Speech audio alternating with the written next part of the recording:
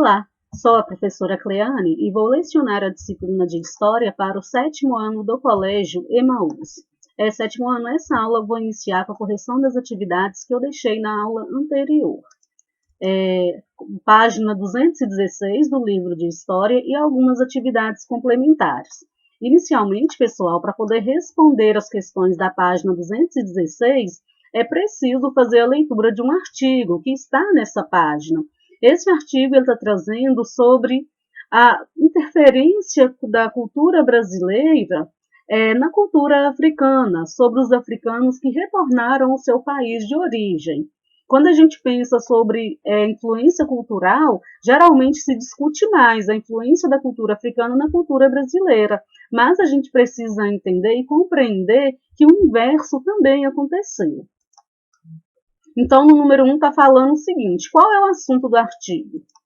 O texto trata dos agudás, comunidades de retornados à África que mescla tradições locais e brasileiras, especialmente aquelas surgidas no contexto da escravidão. Mescla que mistura, tá bem?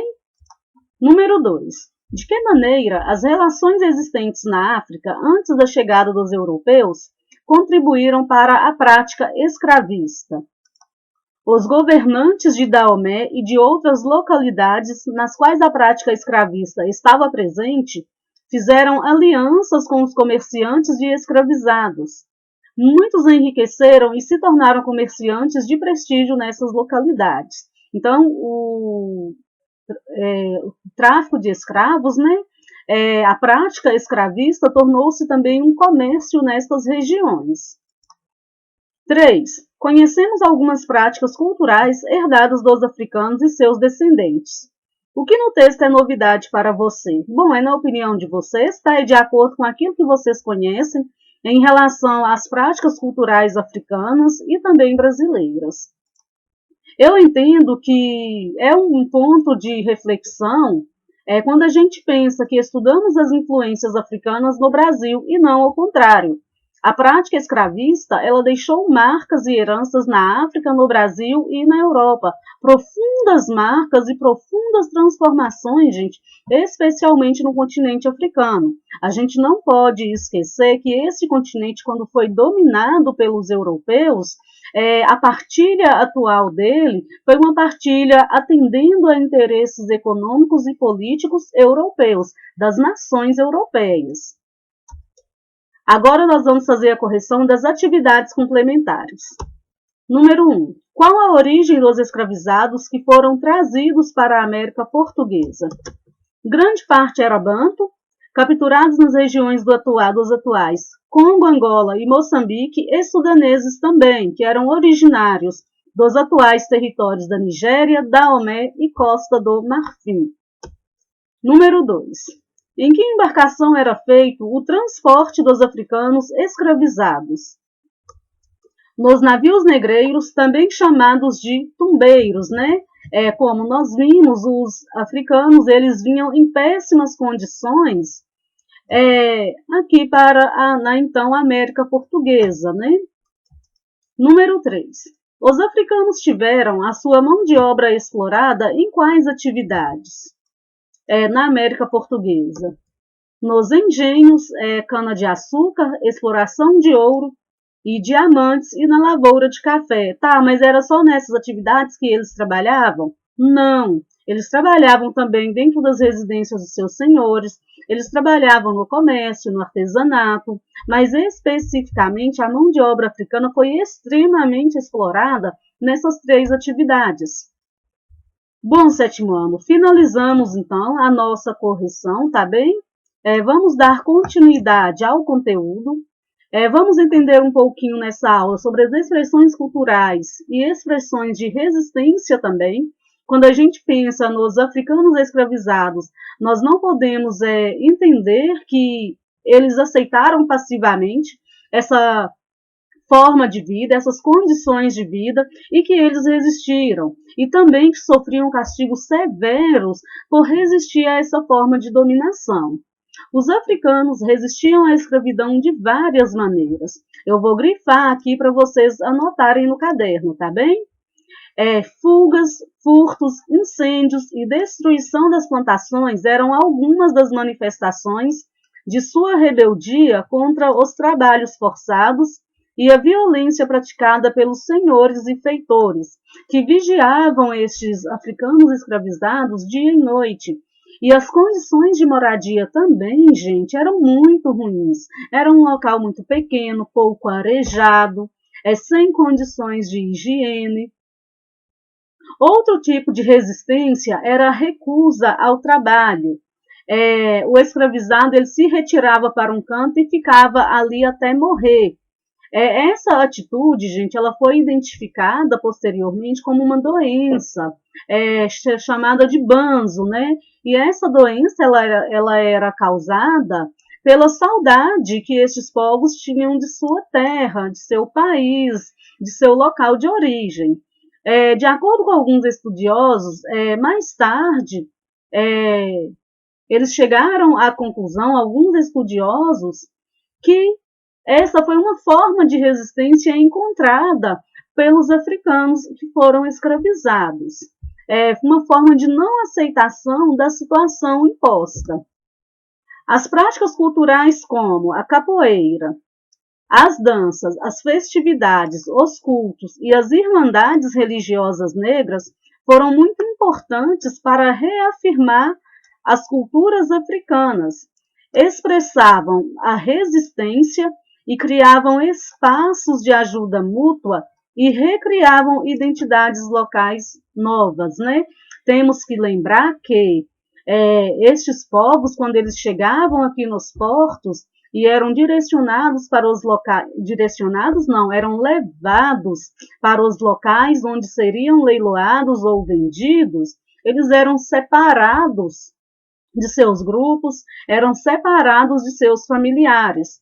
Então, quando fala que os cultos e as irmandades religiosas negras foram muito importantes para reafirmar as culturas africanas e criavam espaços de ajuda mútua, quer dizer que estes povos, eles se aliavam para criar uma forma de resistência. As uniões familiares também foram importantes para reforçar os laços identitários, ainda que o principal elo entre os escravizados tenha sido criado por meio da experiência como cativos, ou seja, então os laços que uniam essas pessoas eram o fato deles serem cativos. Os cultos africanos, mais antigos em terras brasileiras, são conhecidos hoje como calundu colonial. Calundu, ente sobrenatural que comanda o destino humano e que entra no corpo de alguém, com práticas de curandeirismo, uso de ervas, adivinhações e incorporações. Desde o século XVII, essas práticas envolviam os mais diversos grupos da sociedade colonial, dos escravizados aos colonizadores brancos e negros.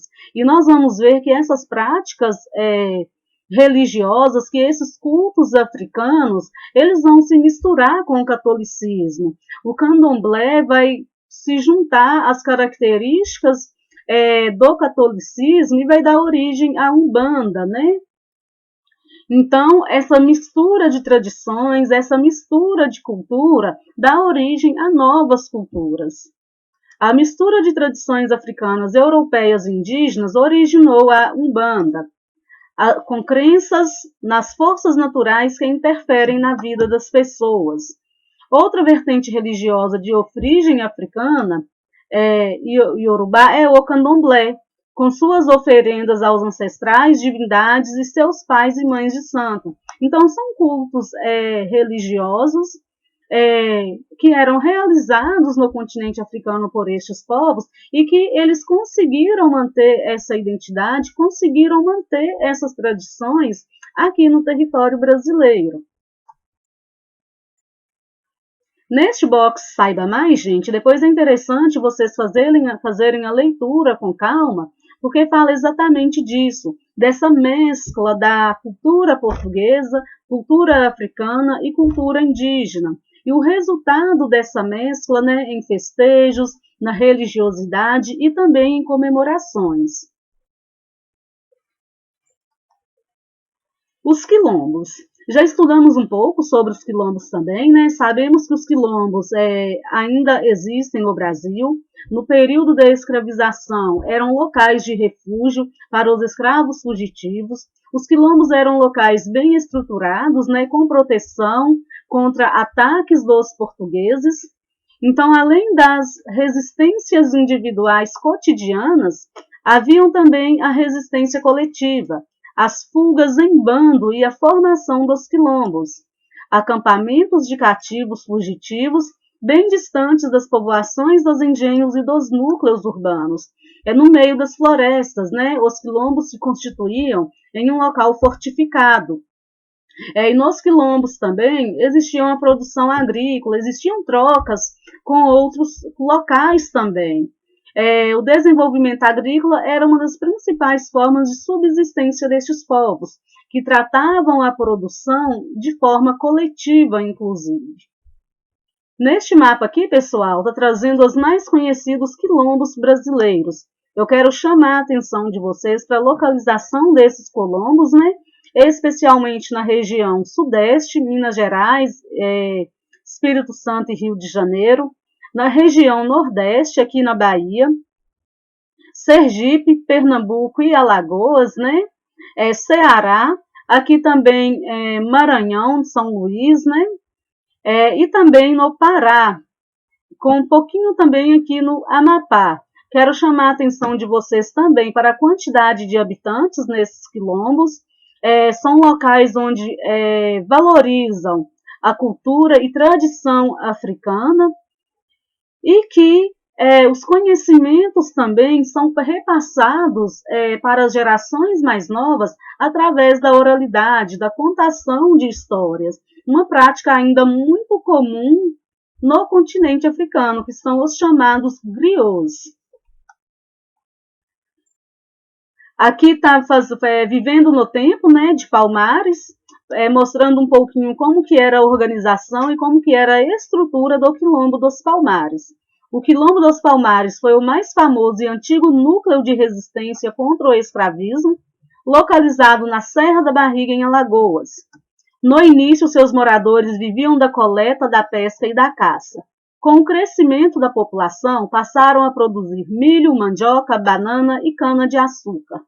Durante certo período, os quilombolas são as pessoas que residem no quilombo, comercializaram excedentes da produção com regiões vizinhas. Então, estabeleceram ali também relações comerciais, trocas econômicas, inclusive para abastecer o quilombo daquilo que eles não produziam.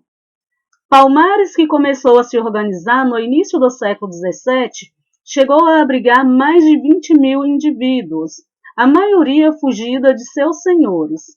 Dividia-se em povoados menores chamados mocambos, liderados pelos guerreiros mais fortes. Macaco, com milhares de casas, era a capital do quilombo, protegida por uma torre de observação que servia para a defesa contra ataques. Nestes blocos aqui, então, menores, está trazendo a explicação mais detalhada de como que era a estrutura, como que era organizado e dividido este quilombo. No 1 aqui, então, está representando a entrada do quilombo. Observem as cercas, gente, em torno do quilombo, para fazer a proteção contra ataques. A capital do quilombo era circundada por cercas de madeira, reforçadas com pedras e guardadas por sentinelas armados. O acesso era feito por portões de madeira.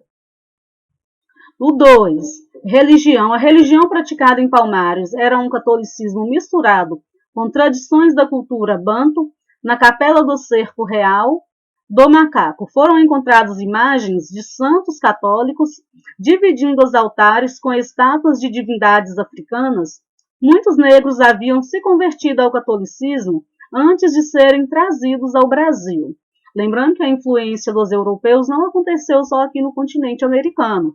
Os europeus, a influência europeia aconteceu também, tanto no continente africano, quanto também no continente asiático. O 3, representando as plantações, né, as roças de alimentos. A lavoura mais importante era de milho, mas também eram plantados feijão, banana, batata doce, mandioca e cana-de-açúcar. Além desses vegetais, o cardápio era completado com a coleta de fruto e a caça de pequenos animais das matas próximas. O número 4 refere-se às moradias, né? Os moradores viviam em casas de madeira cobertas de folhas de palmeira, com iluminação artificial que usava azeite como combustível. Algumas delas tinham saídas ocultas, que permitiam escapar para o mato em caso de perigo. A mobília incluía panelas e utensílios domésticos, feitos por artesãos locais ou roubados em incursões pelas fazendas vizinhas. Observem a padronização nas moradias, tá bem? Como que elas estão distribuídas pelo quilombo. O 5, governo. Os membros do conselho que chefiavam o povoado eram escolhidos em assembleias que reuniam todos os habitantes na praça central. Lá ficavam a própria sede do conselho, uma capela, poços para armazenar água, um galpão que servia como mercado e oficinas de artesãos, entre eles ferreiros que faziam armas e ferramentas agrícolas.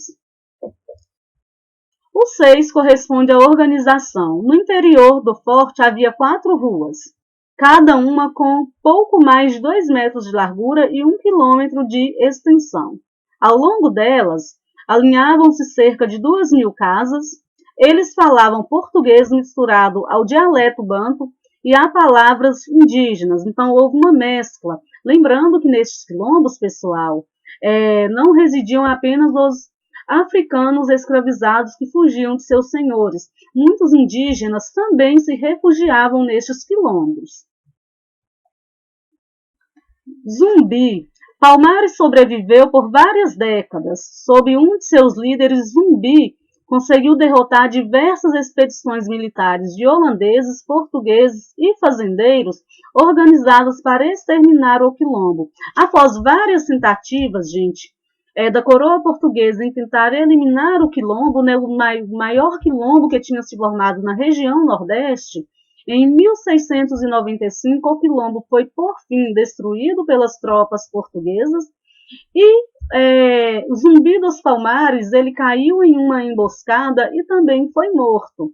Ele foi morto e degolado pelos bandeirantes no dia 20 de novembro de 1695. A cabeça de Zumbi foi levada como troféu para Recife.